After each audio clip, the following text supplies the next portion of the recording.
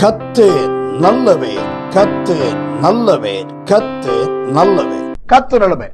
9வதாக Jehovah Shalom. இது எல்லாராலும் அறியப்பட்ட தெரிந்த ஒரு நாமமாயிருக்கிறது.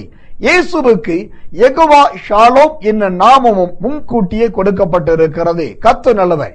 யெகோவா ஷாலோம் என்றால் என்ன அர்த்தம்? நியாயாதிபதிகள் புஸ்தகம் 6ஆம் அதிகாரம் 24வது வசனத்தை வாசித்தால் சமாதானத்தின் தேவன் என்று சொல்லி அதற்கு தெளிவாயும் திட்டமாயும் விளக்கம் கொடுக்கப்படுகிறது. ஆம், இயேசு என்கிற யெகோவா ஷாலோமாகிய தேவன் சமாதானத்தின் தேவனாகவும் இருந்திருக்கிறார். கர்த்தர் நல்லவர். சமாதானத்தின் தேவன் என்ன செய்வார்? அவர் செய்கிறது என்ன?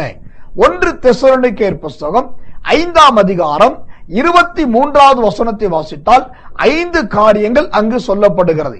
1, ஆவியை அவர் பரிசுத்தமாக்குவார். 2வது, ஆத்துமாவை பரிசுத்தமாக்குவார்.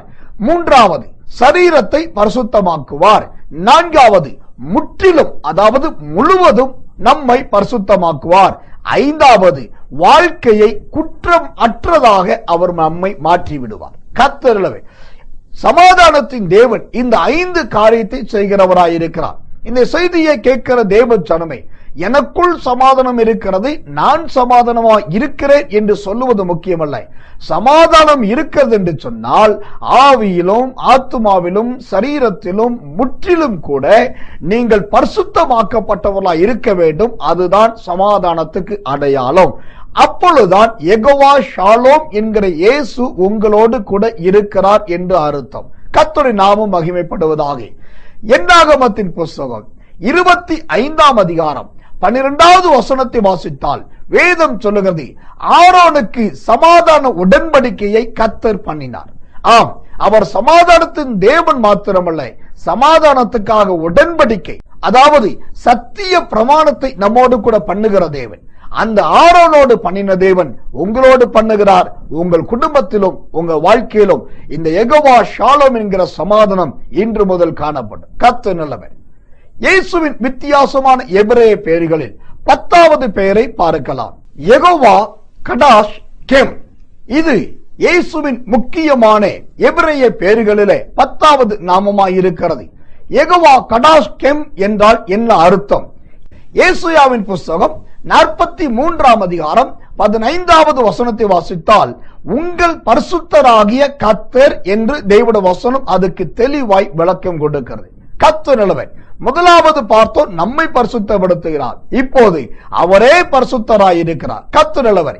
யெகோவா கடாஷ் கெம் என்கிற பரிசுத்தராகிய கர்த்தர் செய்வது என்ன?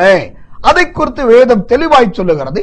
கொலோசியர் புஸ்தகம் 1ஆம் அதிகாரம் 21வது வசனத்தை வாசித்தால் 4 காரியங்களை அங்கு வேதம் விளக்கி காண்பிக்கிறதை பார்க்கலாம். 1, அவர் உங்களை பரிசுத்தமாக்குவார். 2வது, கண்டிப்புகளை தேவையில்லாத அதாவது அவசியமில்லாத கண்டிப்புகளை அவர் அகற்றி விடுவார். 3வது, அவருக்கு முன்பாக உங்களை நிற்கும்படியாக அவர் செய்வார். 4வதாக, உங்கள் அனைவரோடு கூட ஒப்புரவாகி கொள்ளுவார். கர்த்தர் நல்லவர். அவர் தூரத்தில் இருக்கிற தேவனாக அல்ல, நம்மோடு கூட ஒப்புரவாகிற தேவனாய். எனக்கு அன்பானவர்களே, யெகோவா கடாஷ் கெம் என்கிற தேவன் இப்படிப்பட்ட உடன்படிக்கை பண்ணுகிற நல்ல தேவனாய் இருக்கிறார். கர்த்தர் நல்லவை. அப்படியானால் உங்கள் வாழ்க்கையிலே தேவன் இப்படிப்பட்ட கிரியைகளை செய்து உங்களை அவருக்கு முன்பாய் நிற்க பண்ணுவார். நீங்களும் அவருக்கு முன்பாய் நிற்பீர்கள். அந்த பாக்கியத்தையும் அந்த ஸ்லாக்கியத்தையும் கர்த்தர் உங்களுக்கு கொடுப்பாராக. கர்த்தர் நல்லவர். ஆமென், ஆமென், ஆமென்.